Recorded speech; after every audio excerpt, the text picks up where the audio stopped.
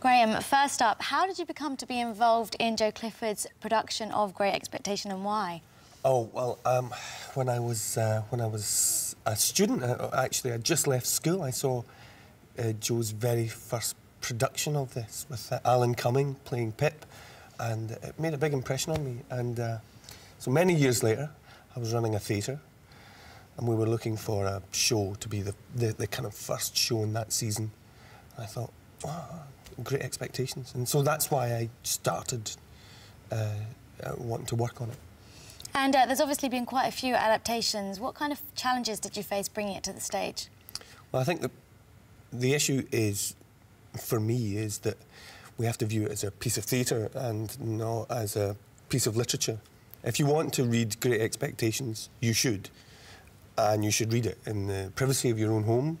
However, if you're coming to the theatre, you should be here to see a show. And so the challenge for me was how to make it theatrically viable. It's interesting to me that although there's been quite a few stage adaptations, it's never been done on the West End before. Maybe that tells us something, you know. So as to the challenges and what people's expectations are of the story on stage and indeed in cinema. So in approaching it, what were your inspirations coming to the West End? Oh, it was quite a simple thing.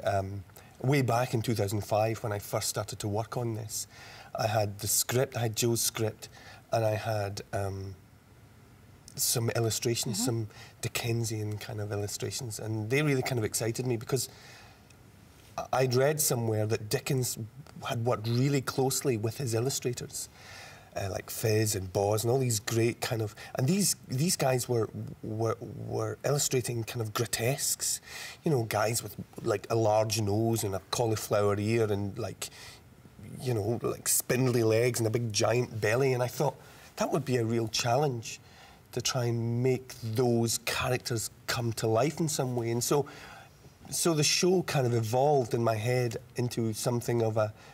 And because it's a remembered story, a kind of nightmare, it became something of a grotesque clown show.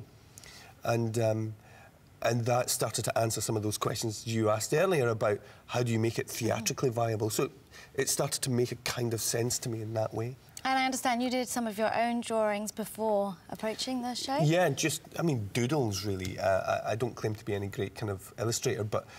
So, yeah, I kind of redrew those old drawings and made the hats a little bigger, you know, or the legs a little spindlier, and that became the beginnings of the costume and kind of performance thing. So what we would do in the rehearsal room is the drawings, the Dickensian drawings from Fez and Boz and others, and my drawings, we'd put up around the room, and we'd say to the actors, right, go, look, how would you walk if you had a big belly like that? Tiny little spindly legs, you know.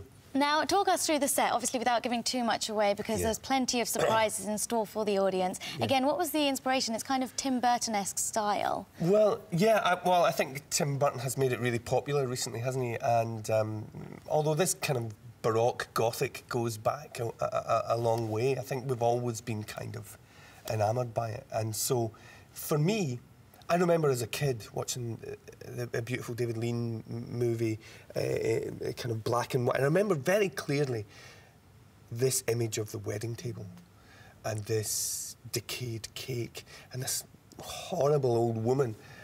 And I thought, actually, it was a practical thing. I thought, we can't go to all the locations. It would take us hours if we moved set every time we had to go somewhere else. So where would I want it to be? And again, if it's a dream play, I would have him come into that room, and then the memories flood back. So the room became all important, and it became an opportunity for me to do surprising things with how people bleed through the walls of the room, or how we tell the story using the room in as many different kind of exciting ways as we can.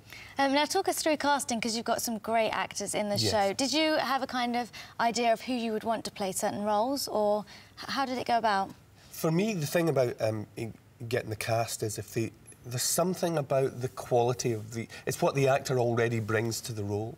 It's what I'm looking for. I'm looking for people who already are kind of have a an affinity with or a feeling for the characters. And again, because Dickens creates such clearly defined characters, it makes casting a relatively easy task in that it's specific what we're looking for. It's difficult, of course, because we're so specific. It's difficult to find someone who just fits the bill, but I think we've done really quite well. And finally, you've had quite a hectic time. You've been on tour and then brought it into the West End in a matter of days. How has that been for you? It's been crazy. I don't recommend it to anyone. Don't do it. Don't do it. And what do you say going forward, Dickens-wise? How long can this legacy continue? Oh, you know, the great thing about you know, our version is it's just a version. It's an adaptation. And, of course, any version or adaptation is, by its nature, a kind of reduction. So I urge people to, you know, if this gets people, and already people have been saying, I'm going to read that book, especially young people, I'm going to read that. I had no idea. Is that what happens in the end? And for me, it's just another kind of hat in the ring to say, you could think about it a bit like this.